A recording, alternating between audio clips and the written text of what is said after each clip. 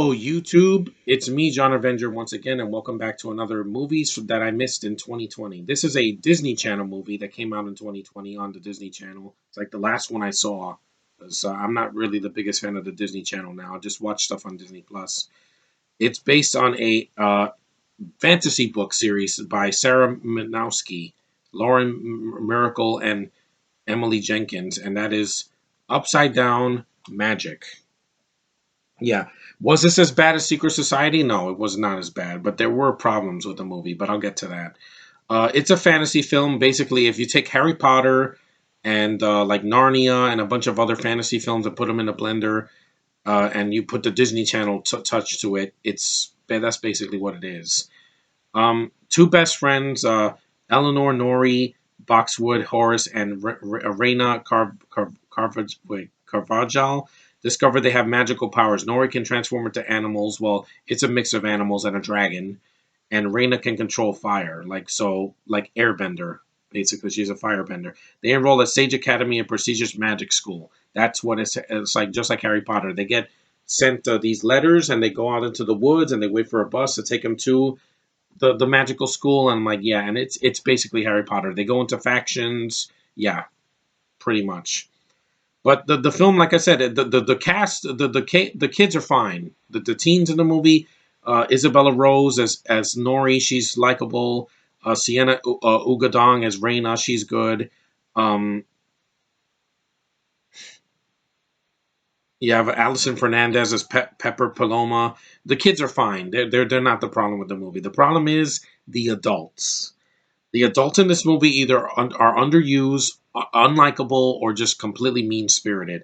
You have Vicki Lewis, who I do like it in other films like Godzilla and Mouse Hunt, but here she got fat for some reason. She's the head mistress of the academy, and she's just a biatch.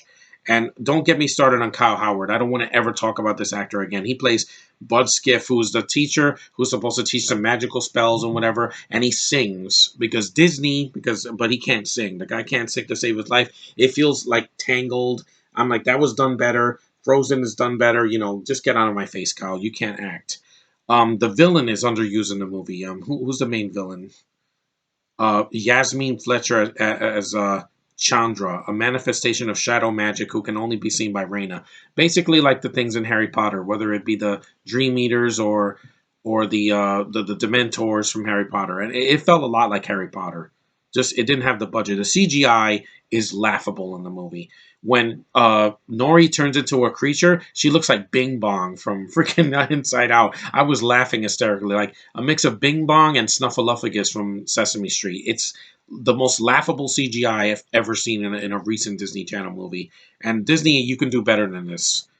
You can do way better than this because I've seen your animated films. Just last year, you did that Phineas and Ferb movie. That was much better than this because it was funnier, had a lot of heart, and the adults were not douchebags. The film was filmed in Vancouver Island in Canada. But it does look good. Like the settings are fine, but the CG is absolutely just baffling how bad it looks. It looks worse than Descendants. Yeah, you think the CGI dragon in that and the octopus looks bad in Descendants and the sequels? This looks way worse. I think the effects should not be CG because, like I said, if you don't have the budget for it, like Mando, you shouldn't do CGI.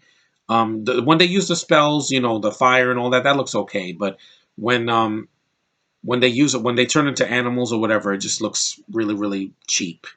And the film is forgettable. Like I said, I didn't hate it. I think it's a one watch. Like if you watch it with your kids, it's not going to scare them. But it's not really up to par with Disney Channel's earlier stuff. Like their early 2000s and late early 2010 stuff was way better than this. And like I said, if you don't have kids or you're not a kid, you're not going to enjoy the movie that much because it's very by the numbers. Reina and her are going to be split apart, and then by the end, they're going to split. That friendship surpasses any magical powers that they have, no matter what faction they're in. The villain's going to get beaten. You know exactly where it's going, so it's nothing new. But I didn't hate it. Like I said, if you watch it once, it's not a waste of your time, but it could have been a lot better. And I've never read the books because, I don't read that much. I want to try to read more in the summer. But it didn't click with me. Like, it wasn't horrible, but it could have been a lot better. And next time, cast more likable characters. I think The Sleepover was much better than this movie because The Sleepover was funnier and had more heart and had action sequences. The CG did not look terrible. It used a lot less CG than this movie did, and it actually had an original idea, which is something that Disney hasn't done in a long time. They either remake their classics or they make forgettable movies like Secret Society, or they do movies that are in the middle. They're not terrible, they're not great, they're just kind of in the middle. But this is one of those films I thought was kind of in the middle for me. If I never watch it again, it's fine because it's just there. The kids were good, but in Harry Potter, you had likable villains and also likable adults. There were unlikable ones like Umbridge, but you can get past her because she's not in all the films. But here is like I don't know what they were thinking when making these adults so unlikable. Like I don't want to be here, then don't act. Don't be in the freaking movie.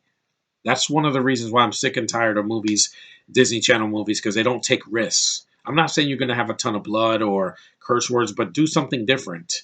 Invisible Sister did, and it was really good. That was the last really good Disney Channel movie I sat through. But anyway, Upside Down Magic is what it is. It's a one watch. If you watch it once, if you don't, it's fine. You're not missing much. You just go watch the Harry Potter films or Fantastic Beasts. They have better effects, better writing, better characters, and it even though they're long, it's a better story. So I can easily say that. So thanks for watching, guys. Take care, and I will see you in the next review.